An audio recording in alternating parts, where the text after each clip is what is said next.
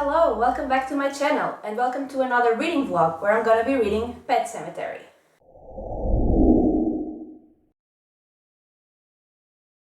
So, Pet Sematary is a horror novel by Stephen King and it deals a lot with grief. And we basically follow the Creed family after they move to Maine and they discover a pet cemetery. And a lot of people I follow have said that this is their favorite Stephen King book and that like it gave them nightmares, that it's really scary. So I was very excited to read this. And I think we can go ahead into the reading footage now. So, I forgot to say this, but this reading vlog is completely filled with spoilers.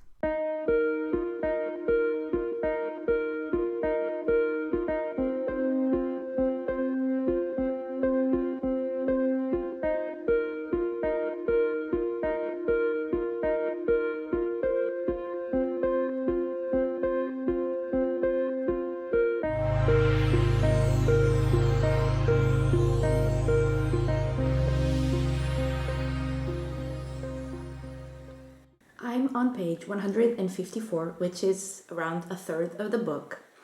And we are following the Creed family and, well, I suck at names, but let's try that. Louise, Rachel, and their children, Ellie and Gage, and their cat, Church. And they all move to Maine.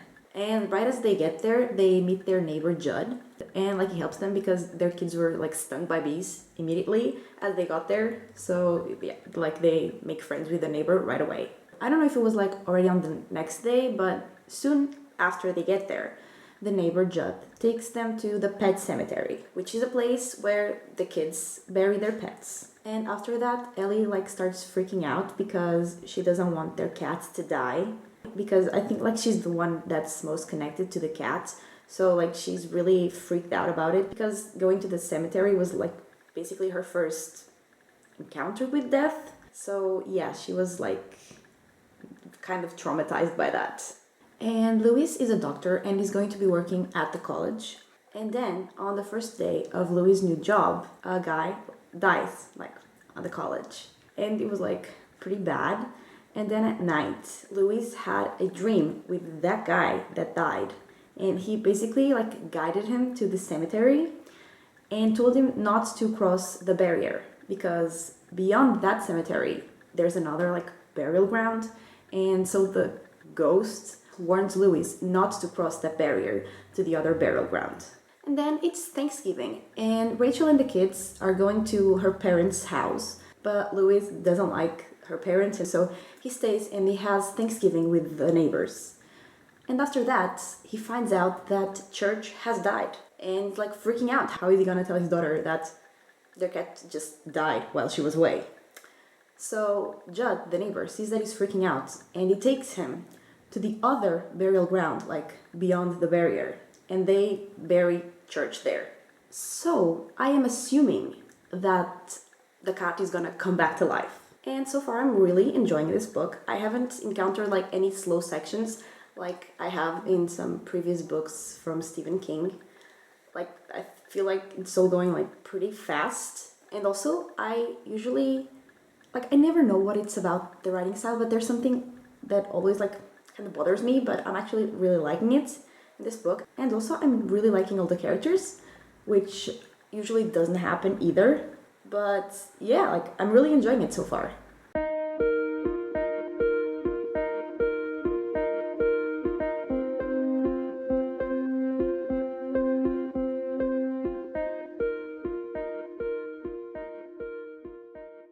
I got to page 316, which is 68% into the book. And like I thought, Church did come back to life, but he was different. And Louis said that he was basically like a muddled version of himself. He was just like there, lying around, and didn't like interact or connect with them anymore. And he started hunting like rats. And he also like smelled like dirt. And no matter how much she washed him, the smell wouldn't go away. And Ellie and the rest of the family noticed those differences when they came back home, but he was still their cat and he was still there, so they were fine with it. And after Church resurrects, Louis talks to the neighbor Judd, And Judd tells him that he buried his dog there when he was a child because someone had told him about that burial ground. And Louis asks if any person has ever been buried there. And Judd says no, but Louis thinks he's lying. And I mean, he probably is lying. And that made me think that someone from Louis' family was probably going to die. And he was probably going to bury them there. And that's exactly what happened. His youngest child, Gage, was still a baby, is killed on the road by a truck. And so Judd starts thinking the same as I was thinking, that Louis is gonna want to bury his kid at that burial ground so he can come back to life. So he tells Louis about a boy that was buried there. And basically, when that boy came back to life, he was different. And obviously, in a person, those differences will be much more noticeable than in a cat. And he barely talked, he was just there. But when he did talk, he was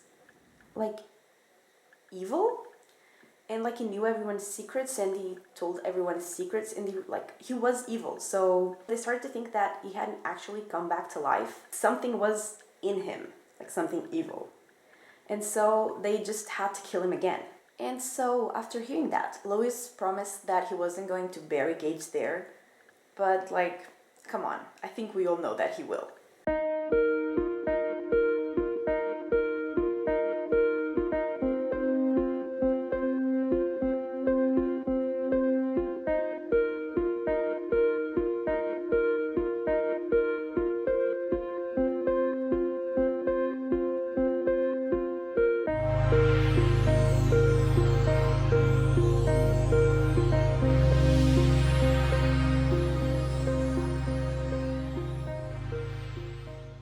Alright, so I have finished Pet Sematary. And I think that the last thing I said in the other update was that I knew that Louis was going to bury Gage at that burial ground. And after Gage's funeral, proper funeral at a real cemetery, Louis tells Rachel that she should take their daughter to Rachel's parents' house. And he says that he's going to follow soon. He just needs to take care of some things. And Rachel doesn't really want to go, and neither does their daughter, Ellie, but they do go anyway. And while they're going, Louis basically buys all the necessary supplies for grave robbing. And after Rachel and Ellie get to Rachel's parents' house, Ellie starts having some weird dreams, nightmares, with Louis, and saying that he's going to die, and some weird dreams that connect Louis and Gage and church. And that really freaks Rachel out, so she tells her parents that she's gonna go back. Meanwhile, Louis got Gage out of his grave, and he took him to the other burial ground, and he buried him there. And then he went back home and went to sleep and waited for Gage to come back. And Gage did come back. He woke up, he went home, he got a scalpel from Louis's stuff. And then he went to the neighbor's house, and he basically attacked Judd, and he killed him. And Church, meanwhile, was just outside, watching, enjoying, whatever.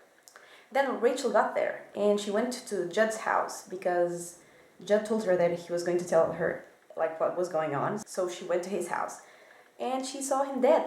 And then she saw Gage, but she didn't exactly see Gage. She saw her dead sister, Zelda. So, yeah. And Gage or Zelda or whatever attacked Rachel, and they killed her too. And then, only then, did Louis wake up. And he was pretty sure that there was something wrong. So he got a lot of morphine, and he got outside, he saw Church, he killed Church for good. And then he went inside the house, he saw Judd dead, he saw Rachel dead, and he saw Gage. And so he just killed Gage too. And then he set the house on fire. And you'd think, okay, he learned that burying people just to resurrect them is wrong. Especially because they're not resurrecting, there's something evil taking control of their bodies or whatever. And yeah, you'd think that he had learned. But no, he did not learn. He thought that it had only gone wrong because he waited too long to bury Gage in that place. So he took Rachel because she had just died and buried her because he thought that since she had just died, it was going to work. And basically the last thing that happened was, like in the epilogue, was Rachel coming back home. And I really, really enjoyed it. Like, I definitely continued to enjoy the plot throughout the whole book. And like I said, I think in the first update, did not find like any slow scenes like in other books, that there are a lot of like unimportant stuff happening. Like, I didn't feel like that happened here at all. I really like the pace, and I still really, I mean, I like the characters, but like in the beginning I really liked the characters, and then I continued to enjoy following the characters, because especially Louis, like, he lost his mind, but like it was very interesting to follow as a character, and the ending was like really intense. I was like worried, stressed, anxious, like all of those things, but I wasn't scared. You know, like I wasn't really scared at any point throughout the book. I really liked the story, and the ending was intense, but I didn't find it like that scary. Okay, so I really loved reading this book. I especially loved following Louis in his journey as he like processed or did not process the grief.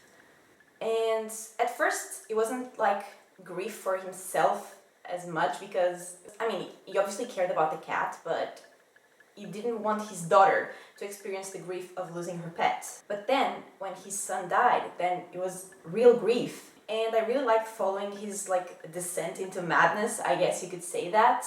Having said that, this book is really good if you're looking for something that deals with grief, because it shows you all the crazy things you're willing to do to save someone you love.